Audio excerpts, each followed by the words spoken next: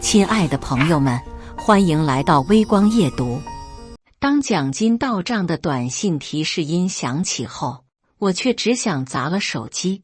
说好的200万项目奖金，变成了2万块的辛苦费。我作为公司最核心项目的总负责人，呕心沥血一整年，换来的就是这个。面对新来的投资方老板的傲慢和关系户的空降，我没吵没闹，直接收拾东西走人。我以为这事就这么算了，直到我的手机被打爆，钱老板用近乎哀求的语气在电话里喊：“林峰，你快回来！华盛集团要索赔1000万，公司要被你毁了。”我笑了，抱歉，王总，我已经入职华盛了，现在我是你的甲方爸爸。接下来开始我们本期故事，记得点击订阅并开启小铃铛。发了，兄弟们，快看手机！周五下午，本该死气沉沉的办公室被技术部王浩的一嗓子彻底点燃。我靠，真的假的？短信来了！卧槽，我今年拿了8万，可以啊，我11万，哈哈哈，今年能过个肥年了。一时间，键盘敲击声、鼠标点击声全停了，取而代之的是一阵阵压抑不住的惊呼和狂喜。空气里弥漫着金钱的甜美味道，每个人脸上都洋溢着丰收的喜悦。我笑了笑，慢悠悠地从口袋里掏出手机。作为天穹项目的总负责人，我今年的辛苦，我自己最清楚。天穹是我们公司云创科技成立以来最大、最核心的项目，是为国内顶尖的制造企业华盛集团量身打造的整套生产线智能管理系统。年初，老总老张亲自拍着我的肩膀立下军令状：林峰，只要项目顺利上线，年底奖金按合同总额的1%给你提，至少200万。这一年，我几乎是以公司为家，老婆怀孕产检，我没陪过一次；孩子出生，我在医院待了不到半天，就飞去客户现场解决紧急吧。我团队里的兄弟们跟着我连续3个月，每晚加班到凌晨。我们用命拼下来的项目，终于在11月完美交付。华盛集团那边赞不绝口，尾款也爽快结清。现在是收获的季节了，我深吸一口气，点开了那条银行短信：某某银行，您尾号 XXX 储蓄卡账户12月15日15点32分入账人民币20000元，活期余额2万。我脸上的笑容瞬间凝固，是不是哪里搞错了？我揉了揉眼睛，把手机屏幕凑到眼前，一个一个零地数。没错，就是2万，连个小数点都没有。峰哥，你肯定最多吧？王浩凑了过来，满脸羡慕。咱们项目能成，全靠你扛着，200万，一分都不能少。是啊，峰哥，今年你拿多少？让我们开开眼。几个团队的兄弟也围了过来，眼神里全是期待和崇拜。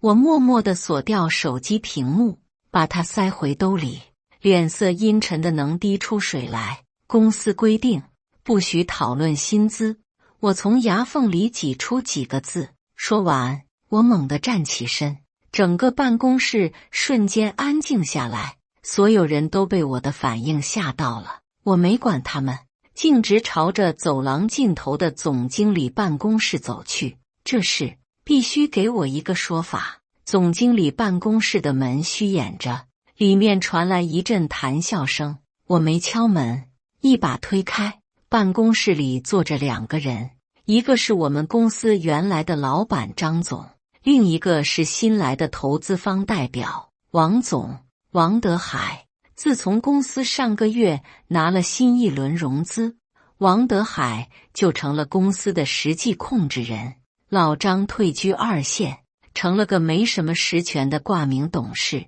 看到我闯进来，老张的脸色有点尴尬，而王德海则慢悠悠地端起茶杯，眼皮都没抬一下。林峰啊，怎么了？这么火急火燎的？老张勉强挤出个笑脸。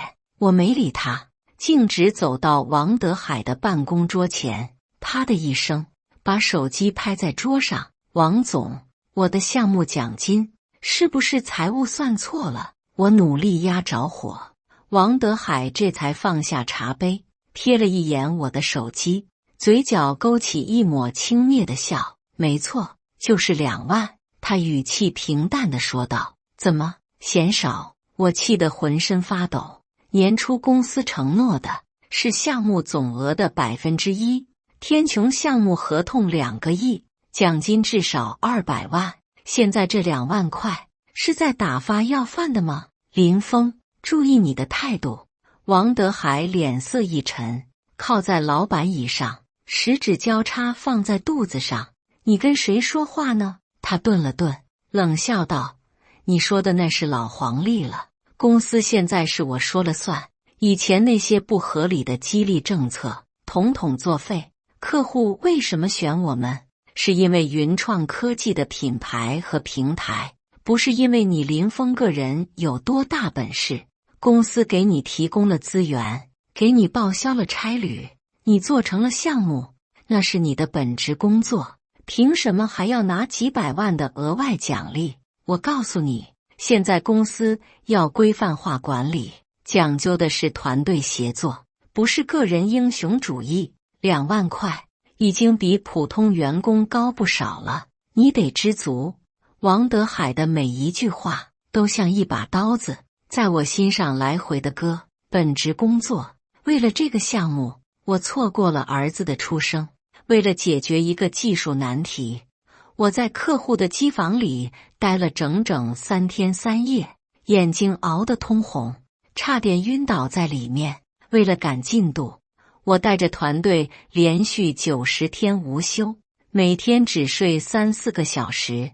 这些在他嘴里竟然都成了理所应当的本职工作。我刚想反驳，王德海又慢悠悠地抛出一句：哦，对了，还有件事通知你一下，为了给团队注入新鲜血液，优化管理结构，公司决定天穹项目后续的维护和2期开发由 Jackie 负责，你呢，就降为普通的高级工程师，协助他的工作。Jackie， 我想起来了，是上周刚空降来的一个年轻人，据说是王德海的亲侄子，顶着个海外名校硕士的头衔，一来就挂了个总监助理的虚职。我没理他那套冠冕堂皇的屁话，目光死死地盯着一直没说话的老张。张总，这也是你的意思？老张的眼神躲躲闪闪，低着头不敢看我。他搓着手，半晌才含糊地吐出一句：林峰啊，这是公司的决定，你要理解公司的难处。理解，我明白了，我彻底明白了。飞鸟尽，良弓藏，狡兔死，走狗烹。我为公司卖了8年命，从一个刚毕业的愣头青成长为技术顶梁柱，陪着公司从一个10几人的小作坊发展到如今几百人的规模。到头来，在新资本的眼里，我就是那个可以随时丢弃的工具。一股巨大的悲凉和愤怒涌上心头，反而让我冷静了下来。我收回目光，看着王德海，缓缓地点了点头。好，我明白了，既然你们不仁，就别怪我不义。我转身走出办公室，身后传来王德海带着笑意的声音：这就对了吗？年轻人要放平心态，多向 Jackie 学习学习。我理都没理。回到技术部的大办公室，王德海竟然也跟着我走了进来。他拍了拍手，吸引了所有人的注意，清了清嗓子，大声宣布：大家停一下手里的工作，我宣布一项人事任命。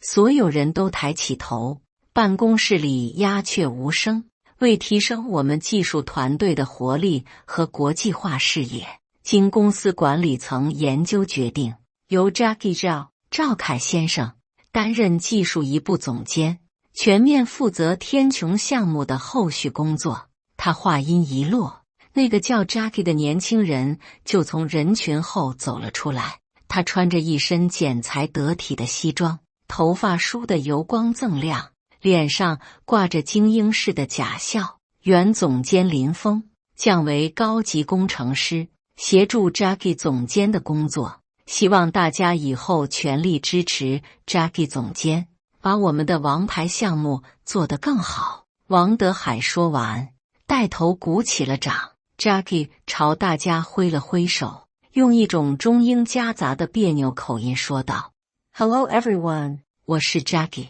希望未来的日子里，我们能 have a good time， 一起把 project 推向新的高度，请多指教。”办公室里稀稀拉拉地响起了几声尴尬的掌声，所有人的目光都下意识地瞟向我，然后我走到 Jackie 面前，朝他伸出手：“恭喜啊 ，Jackie 总监。” Jackie 显然没料到我这么识趣，愣了一下，才伸手和我握了握。林峰，以后还要你多帮忙，你毕竟是这个项目的老人了。好说。我笑了笑，然后转身开始收拾我总监工位上的东西。我的动作很快，几分钟就把个人物品装进了一个纸箱。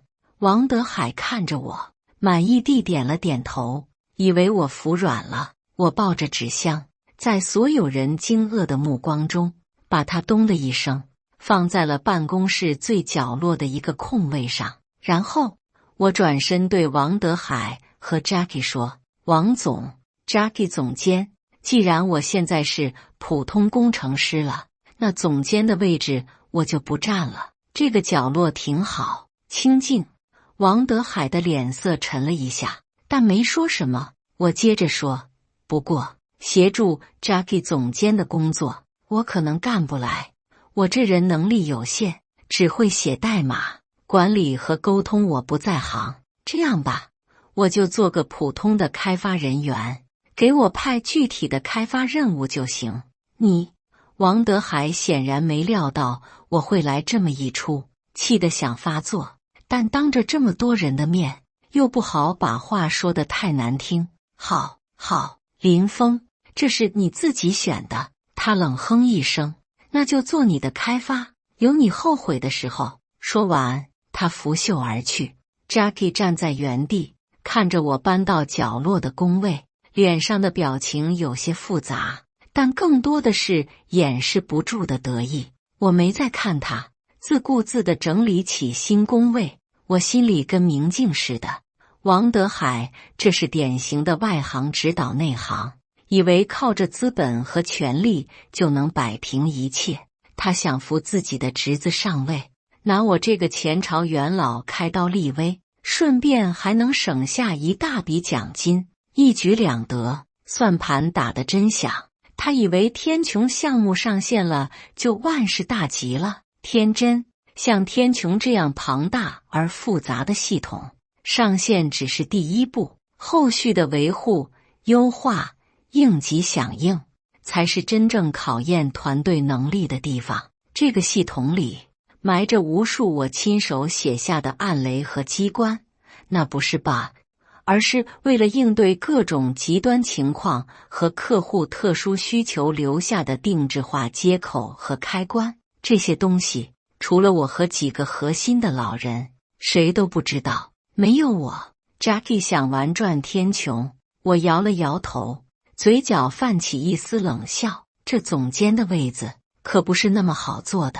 坐在角落里，我突然感觉浑身一阵轻松。过去1年，我像个上紧了发条的陀螺，每天都在处理各种紧急邮件，参加开不完的会议，协调跨部门的资源。现在这些都与我无关了。我打开电脑，没有像往常一样打开项目管理软件和邮箱，而是点开了一个很久没逛过的技术论坛，悠哉地看了起来。峰哥，王浩悄悄地凑了过来，小声说：“这也太欺负人了，兄弟们都为你抱不平。”我拍了拍他的肩膀，笑了笑：“行了，别说了，好好干活。”Jackie 总监看着呢，我嘴上这么说，心里却是一片冰冷。我林峰不是个任人揉捏的软柿子，你们让我不好过，那大家就都别好过。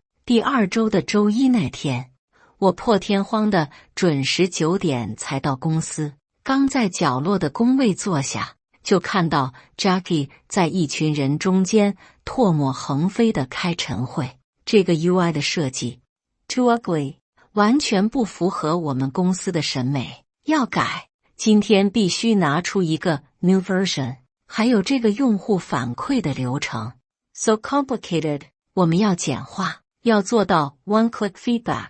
我戴上耳机，假装没听见，心里却在冷笑。这个 Jackie 真是个草包。UI 是当初华盛集团的设计总监亲自定的稿，一个像素都不让动。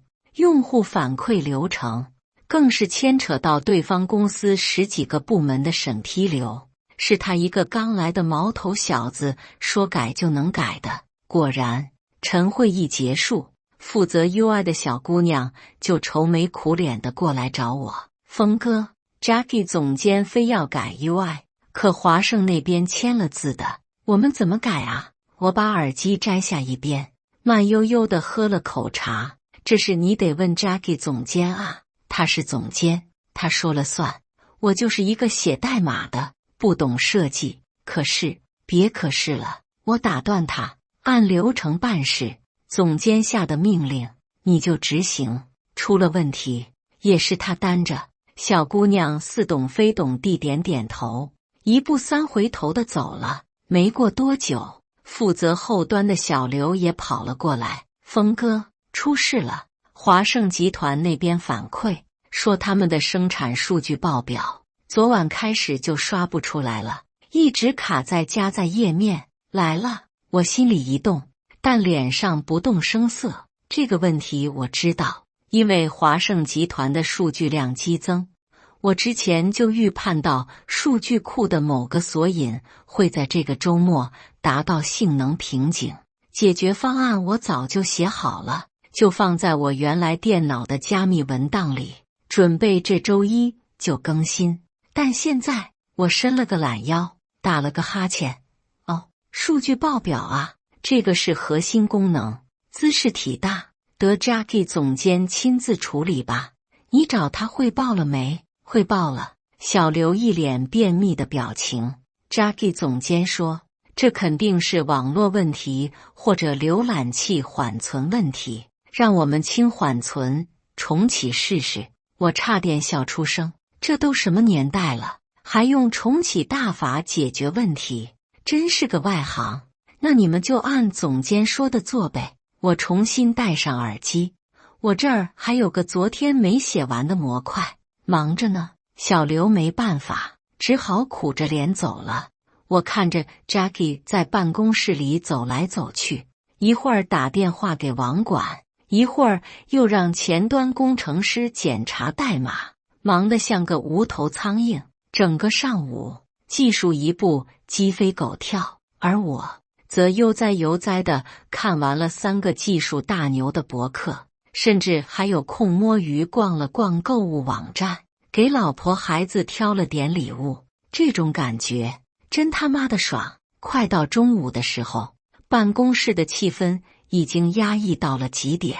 华盛集团那边显然已经等得不耐烦了，催促的电话一个接一个。Jackie 的脸色越来越难看，终于他忍不住了，快步走到我的工位前，把一份打印出来的日志文件啪的一声拍在我桌上：“林峰，你来看看，这个问题到底出在哪了？”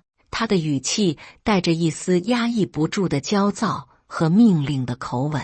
我缓缓摘下耳机，瞥了一眼那份日志，又抬眼看了看他。Jackie 总监，你这是在命令我？我靠在椅子上，好整以暇地看着他。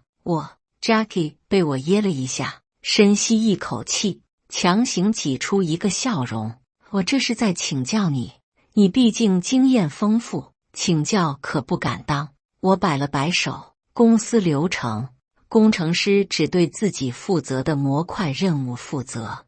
我现在手里没接到处理这个 bug 的任务单，按规定，我不能随便动核心代码，不然出了问题算谁的？你 Jackie 气得脸都白了。我现在就给你派单，你必须在下班前解决。哦，我慢悠悠地点点头，可以啊，不过我能力有限，不像 Jackie 总监这么厉害，这么复杂的问题，我得先研究一下，写个分析报告，再出个解决方案，然后找相关同事评审，最后才能动手改。这一套流程下来，估计怎么也得3-5天吧。3-5天。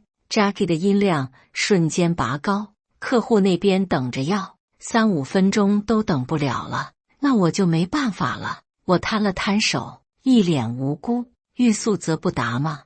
我是个严谨的工程师，做不到那么快。要不还是 Jackie 总监您亲自出马，您可是名校硕士，肯定手到擒来。你这是在推卸责任。Jackie 指着我的鼻子，手都在发抖。错了，我摇了摇食指，纠正他。我这是在遵守公司流程。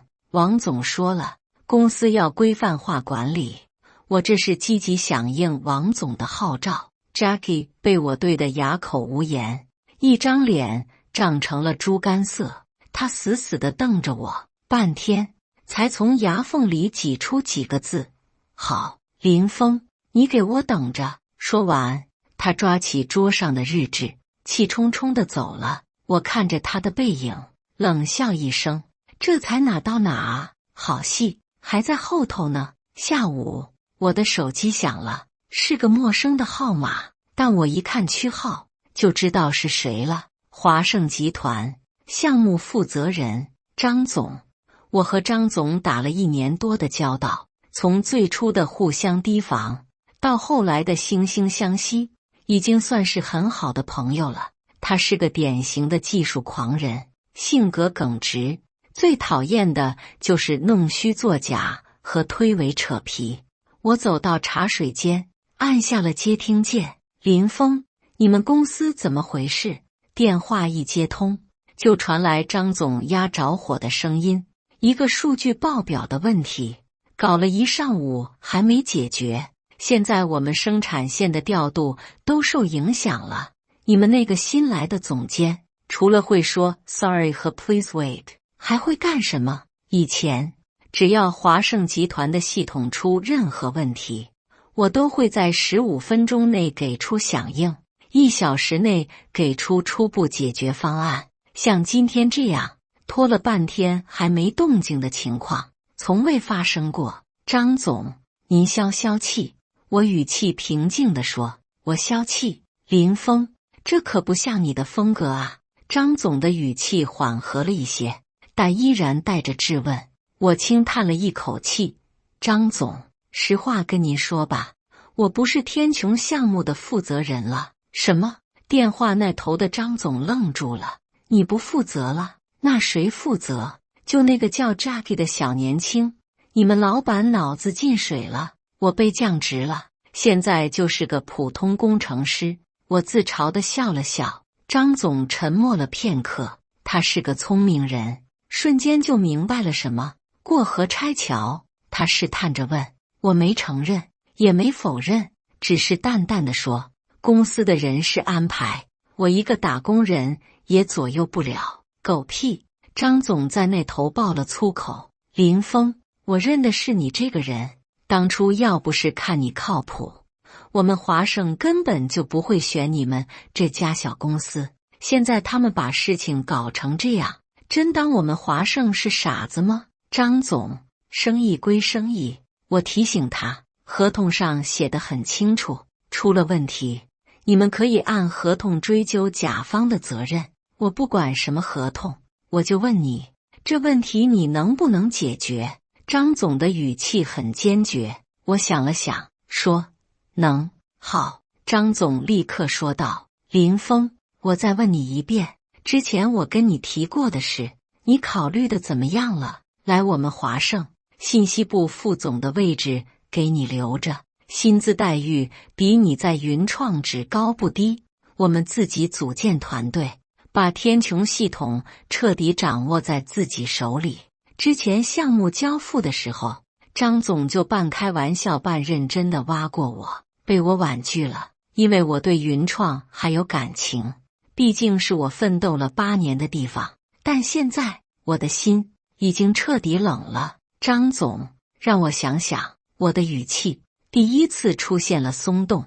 好，我等你答复。张总很爽快，但公事公办，这个问题你们今天之内解决不了，明天我的律师函就会发到你们王总的桌子上，应该的。挂了电话，我回到工位，心情有些复杂。而另一边 Jackie 和王德海的日子显然更不好过。下午3点，王德海把 Jackie 叫进办公室，关上门，里面很快就传来了咆哮声：“废物！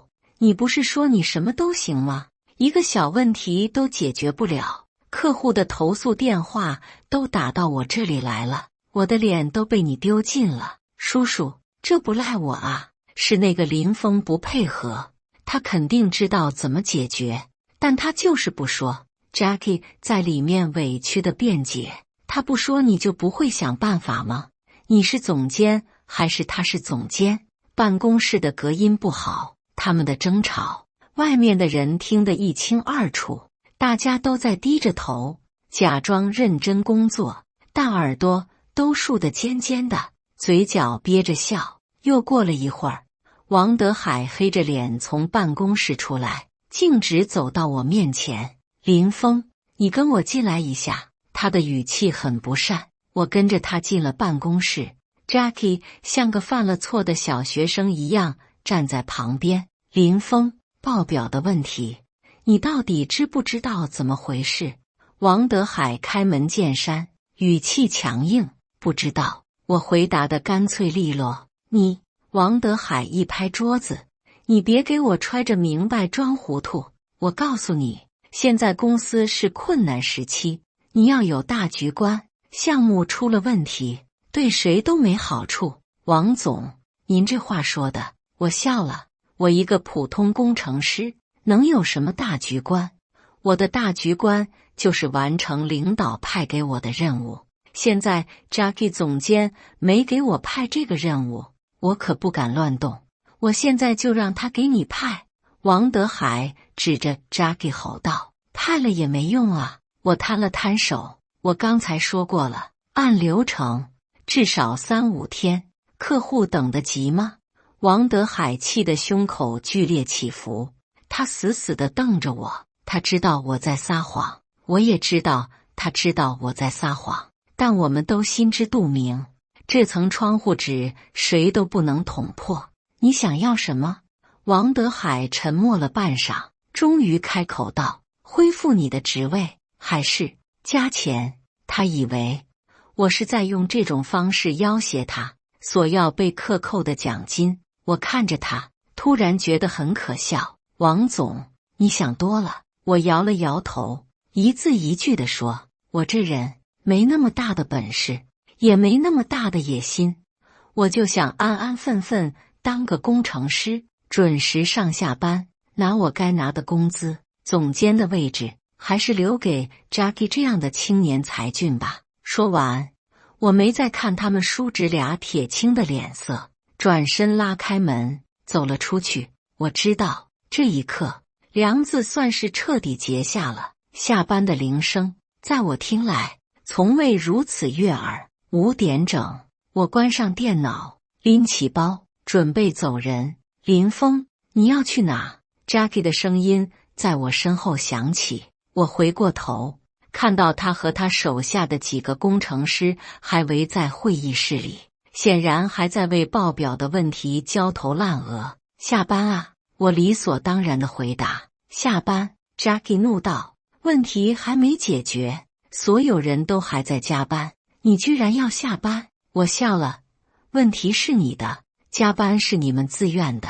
我的工作任务今天已经完成了，公司规定5点下班，我为什么不能走？没错，为了做得更逼真一点，我今天还真就完成了一个 Jackie 随手派给我的无关痛痒的小模块开发，做得不快不慢，正好在下班前提交。从流程上讲，我没有任何问题。你 Jackie 气得说不出话来。你作为团队的一员，没有一点集体荣誉感吗？有啊，我点点头。我的集体荣誉感就是不拖团队后腿，按时完成自己的工作。你看，我做到了。你看看大家，谁走了？ Jackie 指着办公室里还没走的其他人。我环视一圈，耸了耸肩。那是他们的事，也许他们热爱工作，也许他们效率比较低，反正我到点了。说完，我不再理他，转身就往外走。林峰，你给我站住！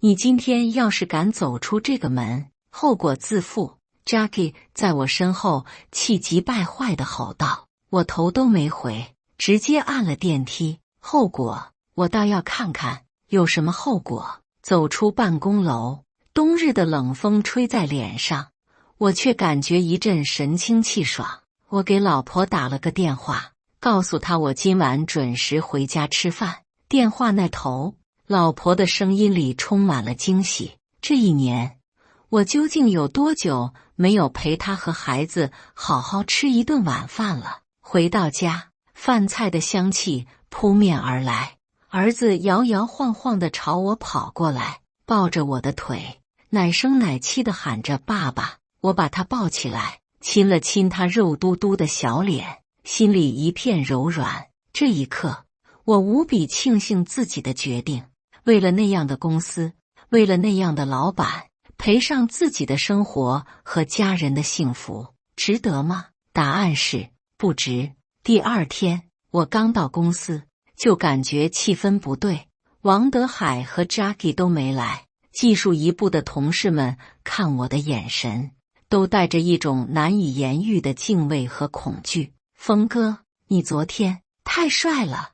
王浩偷偷给我发了条消息，我笑了笑，没回复。上午10点，公司内网突然挂出了一份处罚通告，关于技术一部员工林峰无视团队纪律，在项目出现重大紧急问题时拒绝配合，擅自早退，对公司造成了极其恶劣的影响。经研究决定，给予林峰通报批评，并罚款2000元，以儆效尤。通告下面是王德海鲜红的签名，杀鸡儆猴，这是想把我当成那只鸡。我看着那份通告，不怒反笑。罚款随便罚，反正那2万块的奖金我本来也没打算要。王德海以为这样就能让我屈服，他太不了解技术人员的尊严了。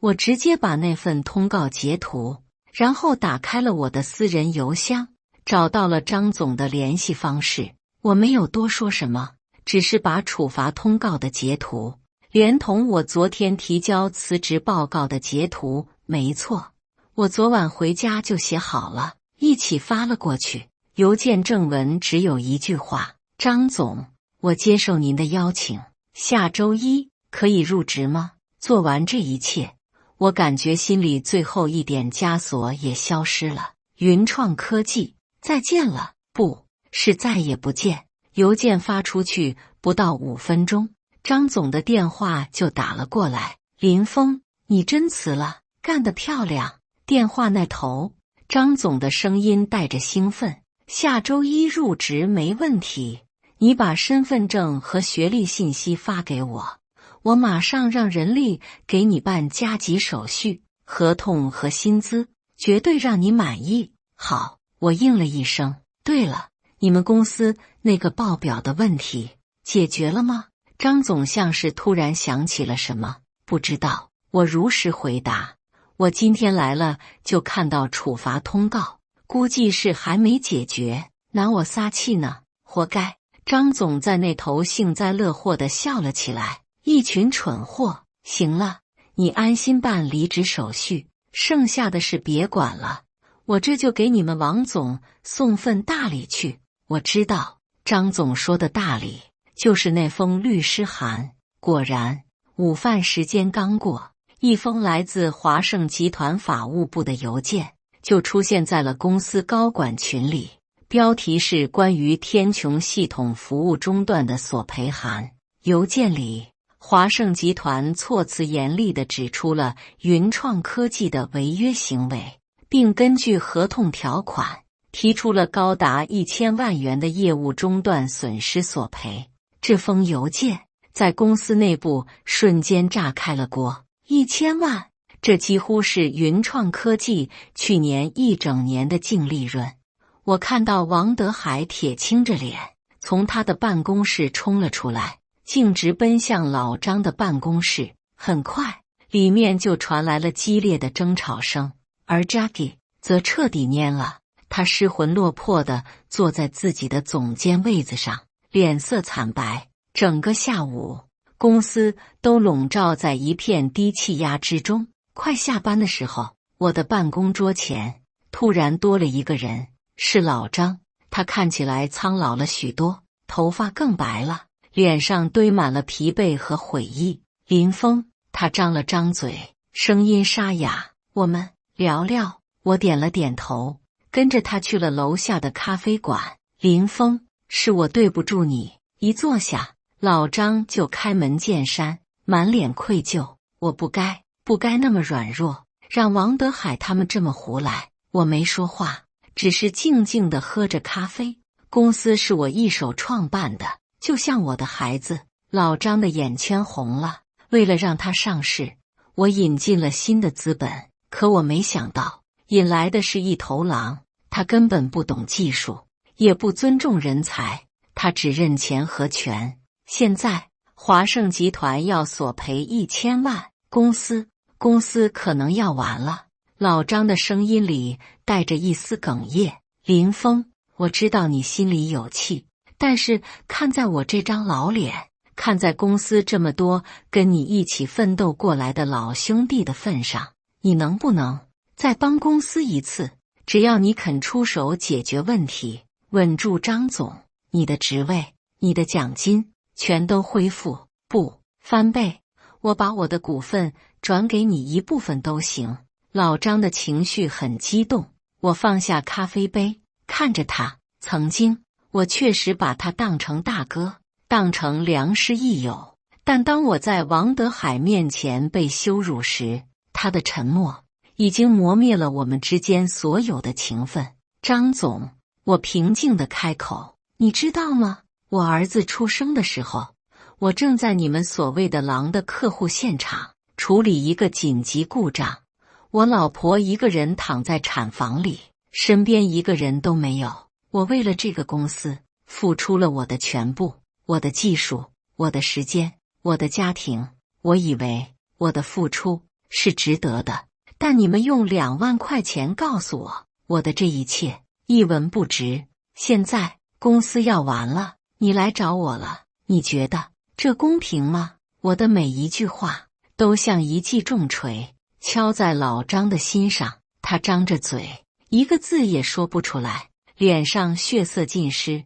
我已经提离职了，下周1我就要去华盛集团入职了。我站起身，最后看了他一眼。张总，人总要为自己的选择付出代价，你、王德海还有云创科技都是。说完，我转身离开了咖啡馆，再也没有回头。周5是我在云创科技的最后一天，离职流程办得出奇的顺利。王德海没有再出面，似乎是默许了。我收拾好我那个小小的纸箱，和王浩他们几个老伙计一一道别。峰哥，以后常联系。峰哥，祝你前程似锦。我笑着和他们碰了碰拳。当我抱着纸箱走出办公室时， Jackie 就坐在总监的位置上。他看到了我，眼神复杂的低下头，假装在看文件。这一周，他过得比谁都煎熬，而这一切才刚刚开始。走出办公大楼的那一刻，我回头望了一眼云创科技，心中没有不舍，只有解脱。再见了，我奋斗了8年的青春。你好，我的新生活。3个月后，华盛集团信息部总监办公室，我坐在宽敞明亮的办公室里，看着窗外城市的车水马龙，端起助理刚泡好的龙井，轻轻抿了一口。林总，这是云创科技那边发来的最新整改方案，您看一下。我的助理，一个干练的小姑娘，把一份文件放在我桌上，我翻开看了看，所谓的整改方案写得乱七八糟，毫无逻辑，一看就是外行写的。这3个月，云创科技的日子很不好过，在赔偿了华盛集团一笔不菲的罚金，最终没到1000万，但在张总的坚持下，也让他们大出血了一笔。之后，他们失去了华盛这个最大的客户。而我入职华盛后，第一件事就是利用我对天穹系统的了解，带领新团队迅速开发出了一套属于华盛自己的性能更优越的管理系统。失去了核心项目和技术支柱的云创科技，股价暴跌，业务萎缩。听说最近已经开始大规模裁员了。而王德海因为投资决策失误，给资本方造成了巨大损失，据说已经被董事会扫地出门。他的侄子 Jackie 在公司裁员的第1天就灰溜溜的自己辞职了，真是个讽刺的轮回。我正看着文件，桌上的手机响了，是一个陌生的号码。我随手接了起来。喂，你好，林峰，是我。电话那头传来一个熟悉的声音，是老张。有事吗？老张，我的语气很平淡，像是在和一个普通的供应商说话。我没别的事。